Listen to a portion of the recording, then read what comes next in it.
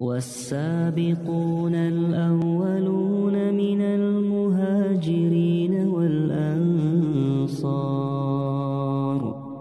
والذين اتبعوهم بإحسان رضي الله عنهم ورضوا عنه وأعد لهم جنات تجري تحتها الأنهار خالدين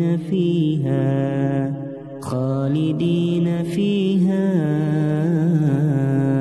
أبدا ذلك الفوز العظيم. Setelah Rasulullah SAW wafat, di akhir masa para sahabat mulai bermunculan berbagai cara, berbagai metode dan jalan dalam beragama.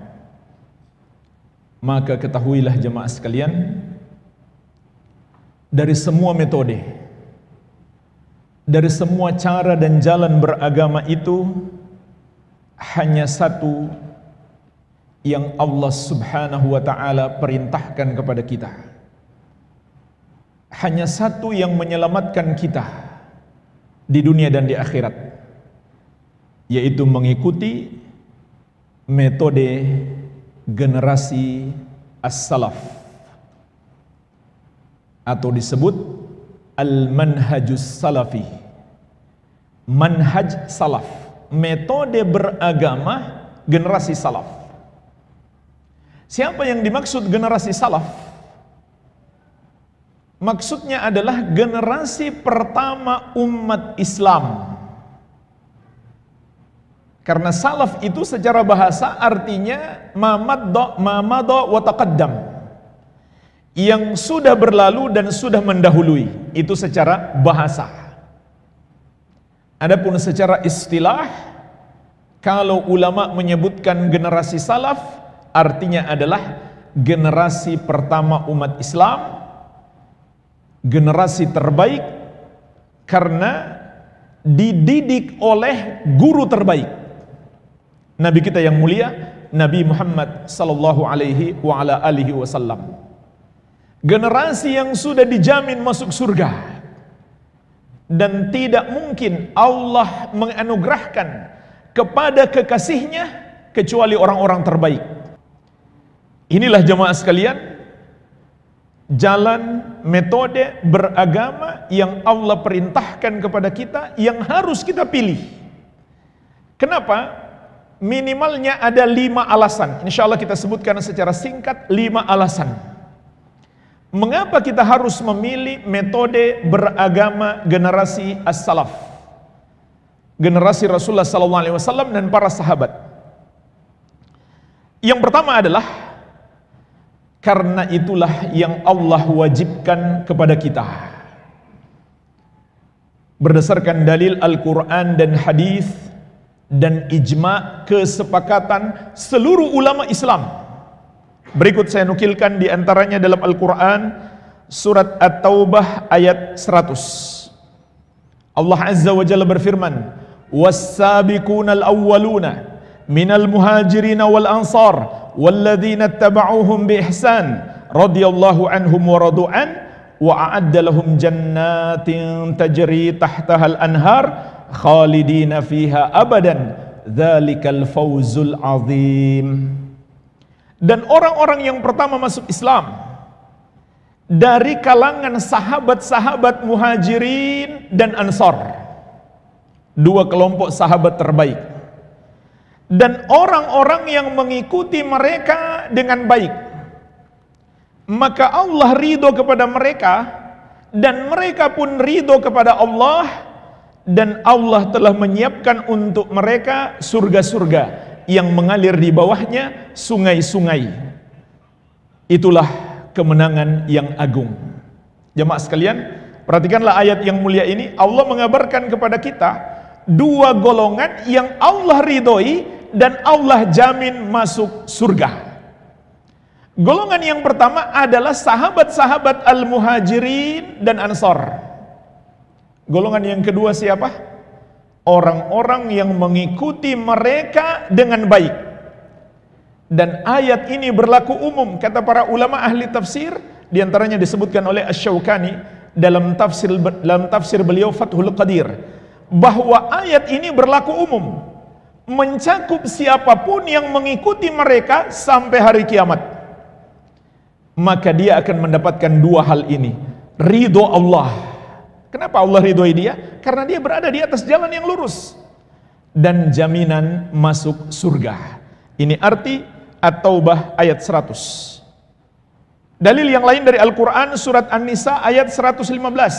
Allah Azza wa Jalla berfirman, "Wa may yushakkikir rasula min ba'di ma tabayyana lahul huda wa yattabi' ghayra sabilil mu'minin nuwallihi ma tawalla wa nuslihi jahannama wa sa'at masira." Surat An-Nisa ayat 115. Dan barang siapa yang menentang Rasul setelah jelas kebenaran baginya, dan dia mengikuti selain jalannya orang-orang yang beriman. Lihatlah jemaah sekalian, dua penyimpangan Allah ingatkan. Pertama, menentang Rasul, sudah jelas dalilnya dia masih menentang. Yang kedua, mengikuti selain jalannya orang-orang yang beriman. Dan orang-orang beriman ketika ayat ini turun adalah sahabat Nabi Muhammad SAW. Meskipun orang beriman, termasuk kita hari ini yang beriman, tapi tidak diragukan lagi, mereka adalah orang beriman yang paling mulia. Sebagaimana akan kita sebutkan dalilnya insyaallah, mereka adalah golongan orang beriman yang paling mulia, bahkan melebihi seluruh umat para nabi sebelumnya. Namun tentu tidak mungkin melebihi para nabi. Tapi dari sisi umatnya, umat Nabi Muhammad SAW yang lebih mulia daripada umat sebelumnya, sebagaimana Nabi kita Muhammad SAW yang paling mulia. Jadi dua penyimpangan Allah ingatkan, menentang Rasul dan tidak mengikuti jalan sahabat. Apa ancaman Allah? Nuwallihi ma tawalla. Orang yang melakukan itu, kami akan palingkan dia kepada kesesatan yang telah dia pilih. Wa nuslihi jahannam, dan kami akan masukkan dia ke neraka jahannam. Wasa'at masira, dan itu adalah seburuk-buruknya tempat kembali. Jadi ayat ini mengancam orang yang tidak mengikuti jalan Rasul sallallahu alaihi wasallam dan para sahabat beliau radhiyallahu taala anhum ajmain. Adapun dalil dari hadis juga sangat banyak, di antaranya dari Ibnu Mas'ud radhiyallahu anhu yang diriwayatkan Al-Bukhari dan Muslim. Rasulullah sallallahu alaihi wasallam bersabda, "Khairun nasi qarni, thumma alladhina yalunahum, thumma alladhina yalunahum." Sebaik-baik manusia adalah generasiku, yaitu para sahabat beliau. Kemudian generasi yang datang setelah mereka, yaitu generasi tabi'in. Kemudian generasi yang datang setelah mereka lagi, tabi'ut tabi'in. 3 generasi diberi rekomendasi oleh Rasulullah SAW sebagai umat terbaik. Tidaklah beliau mengabarkan kepada kita kecuali dengan maksud menyuruh kita meneladani mereka. Oleh karena itu, seringkali para ulama kalau menyebut generasi salaf, yang mereka maksudkan bukan sebatas sahabat, tapi juga mencakup tabi'in dan tabi'ut tabi'in. Karena tabi'in dan tabi'ut tabi'in ini adalah orang-orang terbaik dalam meneladani para sahabat radhiyallahu taala anhum ajmain. Adapun penukilan ijma itu juga sangat banyak. Di antaranya dalam kitab Dhammut Ta'wil yang ditulis oleh Imam Ibnu Qudamah Al-Maqdisi, ulama besar dari abad ke-5 Hijriyah.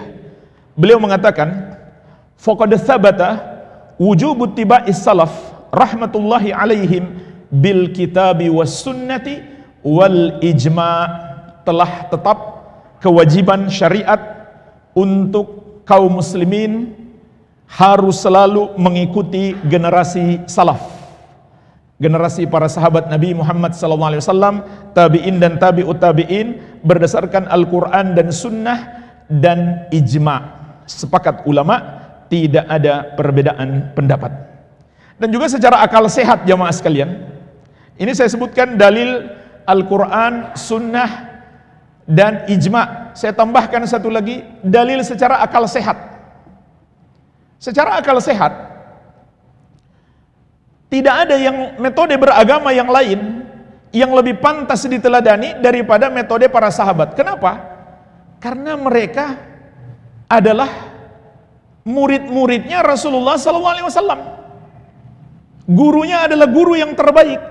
Tentu nggak mungkin kita lebih paham agama daripada mereka, nggak mungkin. Begitu pula mereka orang Arab dan Al-Quran turun dalam bahasa mereka. Dan bahkan Al-Quran turun seringkali karena peristiwa yang terjadi di antara mereka. Jadi nggak mungkin kita lebih tahu tentang Al-Quran daripada mereka. Secara akal sehat nggak mungkin. Sehingga kalau bertentangan antara pemahaman kita dan pemahaman mereka, maka tentulah pemahaman mereka yang benar, kita yang salah. Nggak mungkin kita yang benar, lalu mereka yang salah. Ditambah lagi kalau kita baca sejarah para sahabat, luar biasa. Semua sahabat orang-orang yang bertakwa, yang rajin ibadah, yang jauh dari maksiat. Jamaah sekalian, kalau kita baca sejarah para sahabat, semuanya tanpa terkecuali itu seperti membaca dongeng yang tidak nyata, tapi nyata, fakta. Orang-orang yang sangat ajaib, luar biasa ibadah mereka, iman dan takwa mereka itu luar biasa, tidak tertandingi sepanjang zaman. Begitu pula dari segi kuatnya hafalan mereka. Ketika menghafal Al-Quran dan menghafal hadis-hadis Nabi SAW, sehingga hampir-hampir tidak ada sahabat yang mencatat. Ada 1-2 yang mencatat, tapi mayoritasnya nggak mencatat karena kuatnya hafalan mereka. Dan hafalan itu kuat karena pengaruh dari ketakwaan juga. Jadi luar biasa ini generasi sahabat, benar-benar Allah pilih untuk menemani kekasihnya Muhammad sallallahu alaihi wasallam. Oleh karena itu ulama Islam sepakat golongan Syiah itu menjadi kafir, salah satu sebabnya adalah karena membenci sahabat Nabi sallallahu alaihi wasallam. Dan itu juga Allah tegaskan di surat Al-Fat, liyaghidha bihimul kuffar. Para sahabat itu kata Allah jadikan untuk membuat orang kafir benci. Maka berdasarkan ayat ini Imam Malik dan para ulama yang lainnya mengatakan kalau begitu Syiah kafir karena mereka membenci sahabat Nabi Muhammad SAW. Tapi kekafiran Syiah sebenarnya ini belum ada apa-apanya. Ada yang jauh lebih parah daripada itu. Ada yang sebenarnya jauh lebih parah daripada itu, seperti menuhankan Ali bin Abi Thalib, menuhankan Al-Husain, berdoa kepadanya, meyakini para imam mereka tahu perkara gaib, mencaci maki para istri Nabi Muhammad SAW. Jadi kekafiran Syiah itu sangat banyak. Baik jemaah sekalian, ini alasan yang pertama.